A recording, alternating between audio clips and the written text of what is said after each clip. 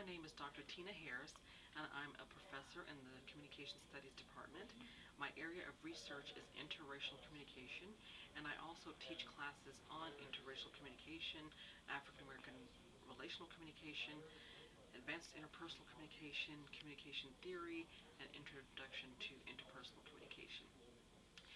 I have an interest in the area of interracial dating because of the pressures that people oftentimes put on individuals who are from different racial backgrounds, not just within a romantic relationship, but within a friendship context as well.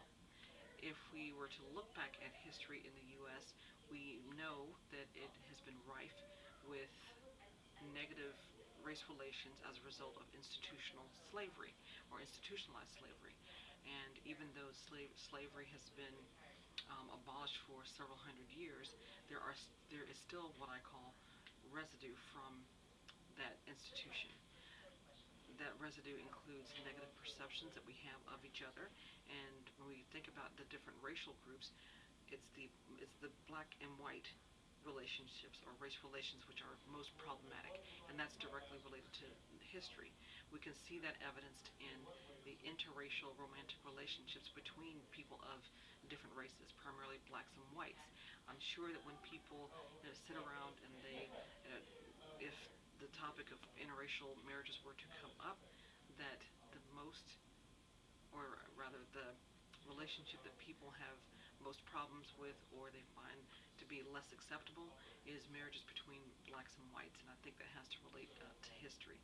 If, excuse me, in 1964, I think it was, that was the year that marked the abolishment of laws that were, they were referred to as anti-miscegenation laws, or laws that prevented whites from marrying non-white, and that case involved the Lovings. The Lovings were a couple that lived in Virginia.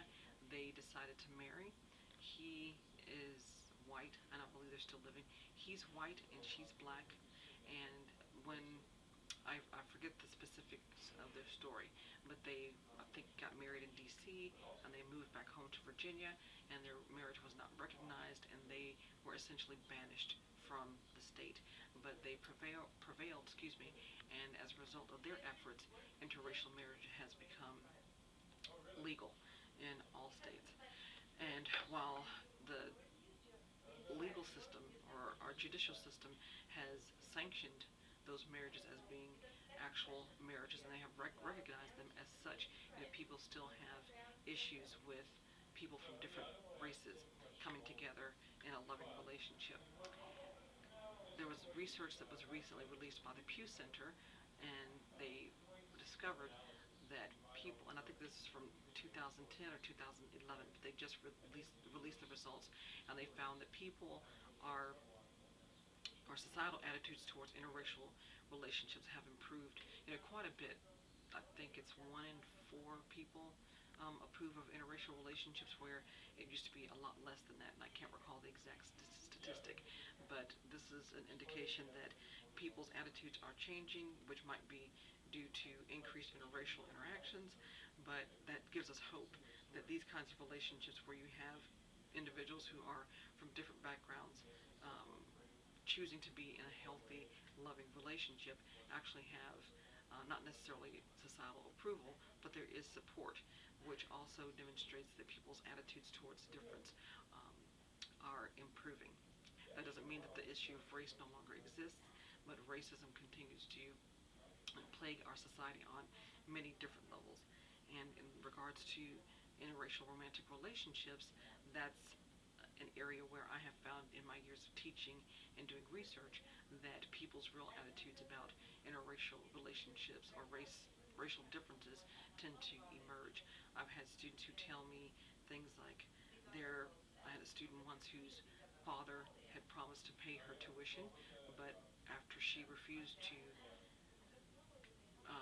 end her relationship with a black man, and this is a white female, her father stopped paying tuition.